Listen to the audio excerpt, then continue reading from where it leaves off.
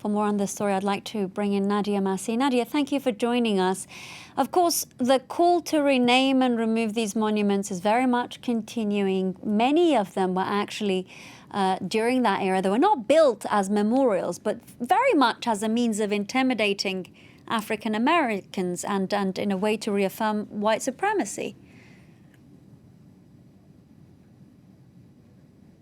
Yeah, that's absolutely right. And therefore, what a powerful symbol it is that we're seeing statues of Confederate leaders being beheaded at the moment, statues of Christopher Columbus being toppled, or indeed in Britain, seeing statues of Edward Colston, one of the architects of slavery in the United Kingdom, being dropped into the water. And I think it's very clear why the Black Lives Power movement has focused so much in the past couple of weeks on what tangible changes they can make to some of the institutionally racist systems within the United States, focusing particularly, obviously, on the police, or these conversations about defunding various police departments, particularly in Minneapolis. But, a student of history, even a high school student, learned that in order to understand why policies have come to exist today, we have to understand our past. And I think this conversation now that's happening in the UK and in the United States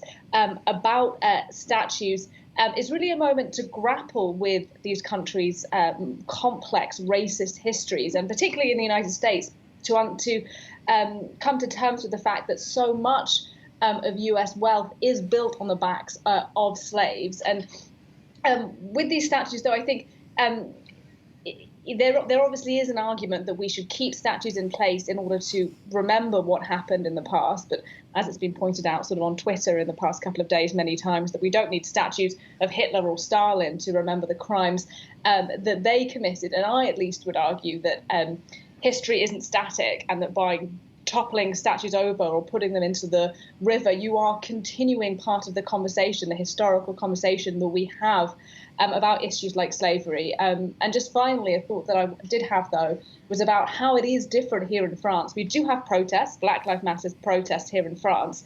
And while there are statues and monuments commemorating France's colonial era, there aren't the same conversations here about taking them down as we have at the moment in the US and in the UK as well. Certainly not for the time being, Nadia. Moving on from that, I want to talk about Donald Trump having announced that he's planning to hold his first campaign rally for several months. That's happening in Tulsa, Oklahoma. And it's on the very day that, of course, African Americans are celebrating the end of slavery.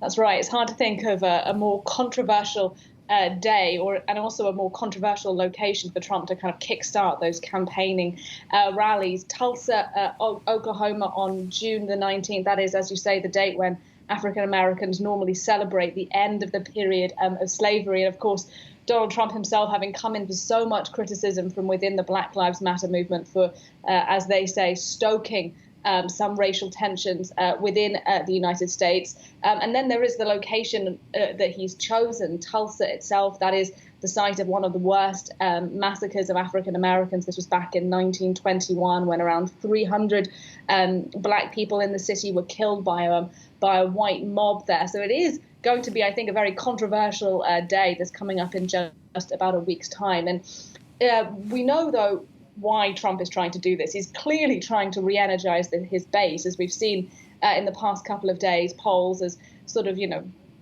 can't always trust the polls, but if we go with what they say at the moment, it is the case that if there was to be an election today, that Joe Biden would win out over Donald Trump. So he's clearly trying to re-energize his base.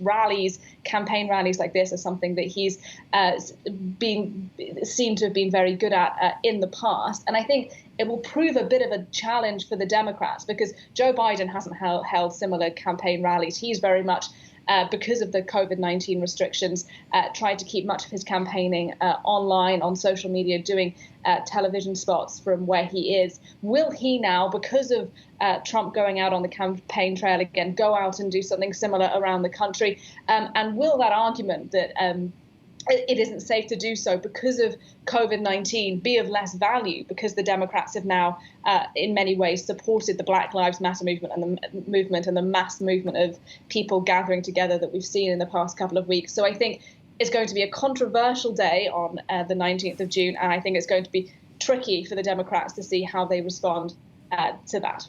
Indeed. Nadia Massih with that analysis there. Thank you so much for being with us.